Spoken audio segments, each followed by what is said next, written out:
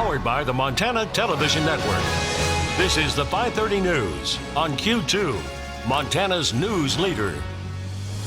Good evening and thanks for joining us. I'm Russ Riesinger. And I'm Jeanelle Slade. This may surprise you, but here in Yellowstone County, flu season is just getting started. Riverstone Health reports there are now more than 300 confirmed cases of influenza in Yellowstone County this season. Now, half of those cases reported in the first 2 weeks of the new year, so health experts say the worst is yet to come. Q2's Mitch Leahy tells us why it's not too late to protect yourself and the people you love by getting a flu shot. What I think is interesting is that this is the first year since I've been tracking it that we've seen influenza B circulating early in the season. Normally it starts off with A and then we end up with B circulating late in the season, so that's something different. In 2018, Yellowstone County saw 1,900 flu cases that resulted in 180 hospitalizations and 2 deaths. Experts say the earlier the better when it comes to getting a flu shot. But if you have not gotten one this year, it's better late than never. And so by everybody getting immunized, you reduce the chance of people having influenza in the community, and that provides protection for those vulnerable people that can't get the vaccine. Historically, Montana has seen its peak of flu cases in February and March. As the clock ticks down to those months, it's the newborn infants and the elderly that have the highest risk. And those are, they're very vulnerable, and if they get the flu, they get really sick, and the outcome can be disastrous at times. Riverstone staff say the tricky part about the flu is that you can be contagious for 24 hours before you feel the symptoms. If you experience labored breathing, headache, or body aches, it's time to get yourself to the doctor. If you think you have the flu, you don't want to wait too long because we can give antivirals, and it can really decrease the length of the illness and somewhat of the severity of the illness, too. Protect the ones you love this season and get a flu shot. And if you do get sick, take care of yourself so you don't transmit to others. In Billings, Mitch Leahy, MTN News.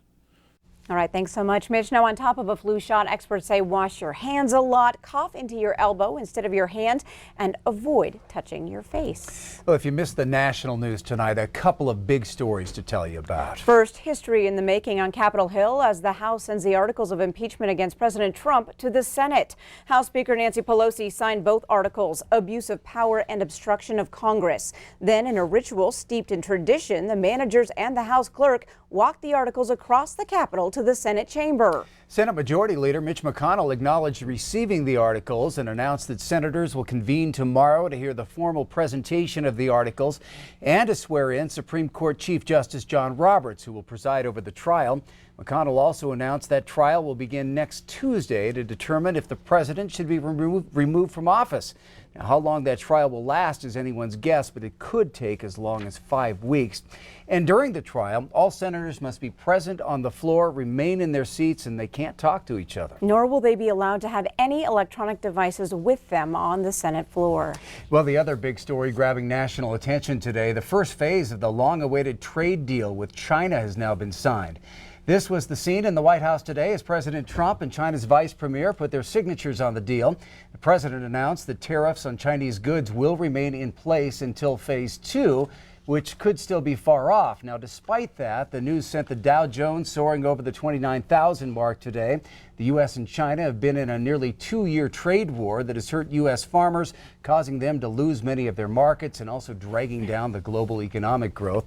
Montana's lone congressman, Republican Greg Gianforte, praised that deal, saying today's breakthrough agreement between the U.S. and China is a win for Montana agriculture, manufacturing, and business. Republican Senator Steve Daines, who was at the signing, said it means billions of dollars for our ag industry, which is a big deal for Montanans. So a big shout out to President Trump and his team here. Meanwhile, Democratic Senator Jon Tester said today's phase 1 agreement with China is a welcome first step, but we shouldn't pat ourselves on the back when we have a lot more work to do to end the self-inflicted trade war.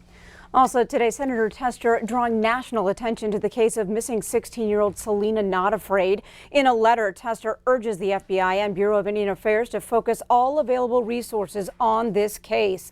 Now, Not Afraid was reportedly last seen at a rest stop between Billings and Hardin on New Year's Day. Today, crews with the Department of the Interior, BLM, FBI, Tribal, and Bighorn County Sheriff's Department were all out searching as they covered ground north of Hardin. According to Bighorn County victim witness specialist Devaney Buffalo, the search includes more areas than just the rest stop off of Interstate 90. Now, Buffalo tells us the teams are using GPS devices to mark off where they've already searched. Opponents of a new proposal to settle Flathead tribal water rights, led by Republican gubernatorial candidate Al Olszewski, are now calling for that plan to be withdrawn. Now, the plan was developed by Republican U.S. Senator Steve Daines and is now before Congress. Daines' proposal, if approved by Congress, would settle Montana water rights claims by the Confederated Salish and Kootenai tribes. Daines' office says the deal will prevent years of litigation, but Olszewski and others say the proposal gives too much to the tribes, including a $1.9 billion settlement fund. They said it threatens existing water use in western Montana and should be renegotiated or fought out in the courts. Lake County Commissioner Gail Decker also said the deal's promise of bringing 6,000 new jobs to the area isn't necessarily a good thing. So the workforce cannot come from on-reservation folks. So there is going to be a significant influx into our county of folks from out of the area, and we're worried about our law enforcement, our drug trafficking, our human trafficking. So we have a lot of concerns about how the county is going to be able to handle these additional strains on our resources. And Senator Daines' office says he will continue to meet with people on the proposal to discuss how it protects water rights and avoids costly litigation. Well, a Billings-based investment group is suing the state for their right to be granted a sports wagering license. A Ready Group alleges they should be issued a sports wagering license by the Montana Lottery, as outlined in House Bill 725 that was passed by the 2019 Montana legislature. Last year, the Lottery Commission added a rule requiring an appropriate alcoholic beverage license in order to hold sports betting. Well, during legislative hearings on House Bill 725, lawmakers heard testimony requesting sports wagering be limited to taverns. Legislators amended that bill to require a gambling operator license to limit locations with gambling, but not require an alcohol license. A Ready Group has already been granted a gambling operator license by the state. They're now seeking an injunction that would stop the lottery from issuing sports wagering licenses until that matter is resolved.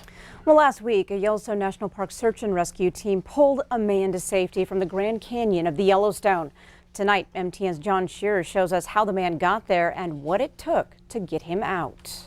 It was a difficult and dangerous rescue. Took 600-foot ropes. This is as far as you can drive toward the interior of the park at this time of year, unless you're on a guided snowmobile or snow coach tour, or if you are on a self-guided snowmobile tour.